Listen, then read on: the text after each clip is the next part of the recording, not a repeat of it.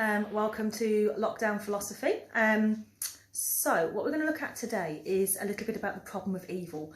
It's a big topic. I'm not going to try to do it all in one go, but it comes from the incompatibility of some of God's attributes to start with. So let's just start with the fact that bad things happen. So evil is defined as any kind of suffering. So one thing to bear in mind right from the outset is that evil is a scale.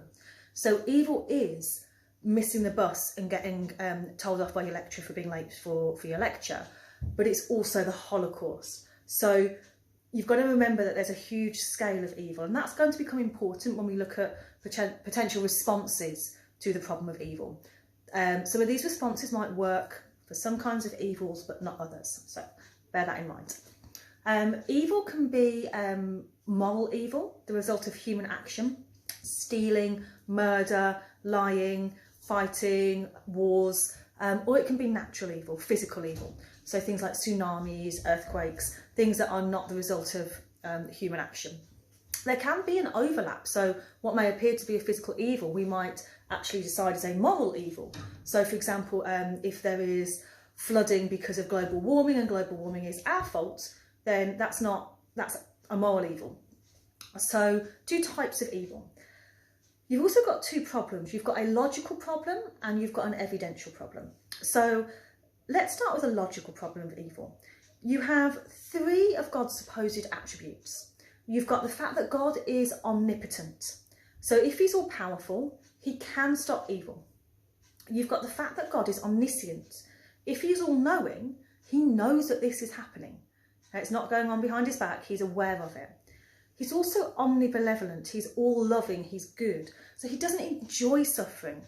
Now, if you have all of those things together and you have the fact that evil exists, then there is an incompatibility there.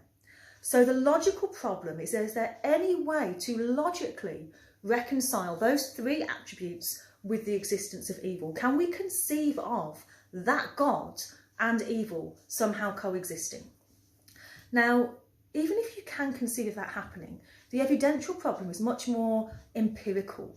It's okay, I can see why evil would exist with that kind of God, but let's look at the scale, the distribution, the nature of evil. Can I reconcile that with the existence of God? Now, this is not a logical problem. This is an evidential problem. It's an experimental problem. So this idea of, well, it would, if the nature, the scale, the distribution of evil is such that God probably doesn't exist, then it's an argument against him in terms of probability, but not conclusively. The logical problem, if you can't reconcile those things, then that's proof against the existence of that kind of God. It's not proof against the existence of God per se, because you could say, well, there is a God, but he's not omnipotent, he can't stop it. There is a God, but actually he doesn't love us, he's enjoying watching us suffer. So it's really only, if the logical problem can't be solved, it's an argument against a particular type of God, this omni-God. But generally people tend to think, well, if there is a God, that's what he would be like. So if I can't make that happen, if I can't reconcile that, then that's an argument against the existence of God. Okay, so like I said, there's many different responses to this. Some of them are quite technical. AQA Philosophy, you're going to have to learn some stuff by Plantinga. But today I'm going to focus on something called soul making. So this was originally by someone called Irenaeus and developed by Augustine and also by John Hick, who was a philosopher at University of Birmingham for a long time. So what this is based on is the idea of soul development and soul growth. So the idea is, we're going to get biblical here for a minute, is that we are created in the image, but not yet the likeness of God. So our souls they're something that are immature. So we are created in the image of God, but we've got a long way to go before we are like him spiritually. So what John Hick suggested was the first stage of evolution was a physical evolution of beings capable of consciousness and capable of understanding God. But then we have this spiritual evolution. So in order to grow, in order to get to the point where your soul needs to be in readiness for heaven, it's going to have to grow, and that is not going to be easy. So evil is part of that developmental process. Evil is part of that growth. So if you take the analogy with a physical body, if your physical body is immature, if it's weak, if it's not yet where you want it to be, you know, say I know I'm kind of, I don't have muscle mass and I'm all kind of weak and, you know, have no stamina, then if I want to get my body to the place where I want it to be, where it's strong and it can, it has endurance, that's not going to happen if I just take gentle walks around the park. I need to train, and that training is sometimes painful and that training is hard work, and I don't always want to do it, but it's completely necessary in order for me to get to the place where I want my body to be. So this is teleological in its ideology. It's goal oriented. Here I am, here's where I want to be. When I visualize it as climbing a set of stairs. I'm at the bottom, I want to be at the top. That's my end point, that's the goal, that's where I want to be. But that process of climbing those stairs, it is tough. So in order for you to develop the soul, you've got to have a couple of things going on. You've got to have a world with sharp edges. You've got to have a world where evil can happen, where there is suffering. If you've got a world where no one can ever get hurt, or God's intervening at every instance where somebody's going to get hurt to stop it happening, there can be no development. And you have to have a world with these sharp edges, and you have to have a world with free will, where you can make choices, you can make mistakes, you can grow in that sense. So, you know, this idea of kind of having to go through hardships in order to reach that point of perfection is really important for Hick. So what Hick says is God's relationship with us is like a parent and child. It's not like a pet and a pet owner. So I've got a couple of cats. Now I want them to be safe. I don't want to run off. I don't want to eat stuff that's going to make them ill.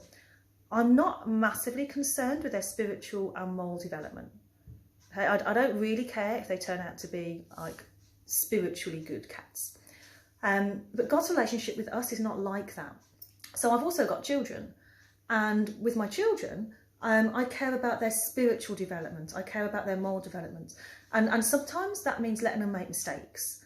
And sometimes that means also, you know, allowing them to see, okay, well, if you do that, that's going to happen. That's not nice. Let's not do that again. You know, and that isn't always easy. It also requires you to have this idea that God knows more than you, which again would work for both parent and child and pet owner, to be perfectly honest. So this idea that sometimes what seems evil to us is actually part of a bigger picture. So for example, if I was to take my child to the doctors to be vaccinated, imagine what that's like for a child.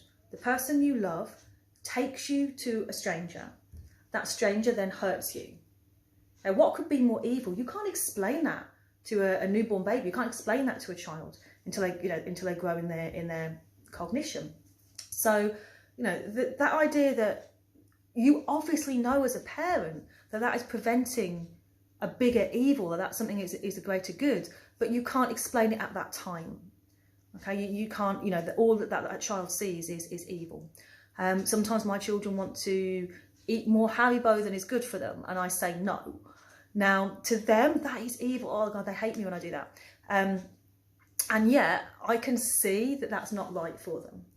Okay, so there's a lot of things going on here with this soul development. So this idea that you have to have sharp edges, you have to have a world with bad consequences, you have to have free will, you have to understand that without suffering, you don't grow.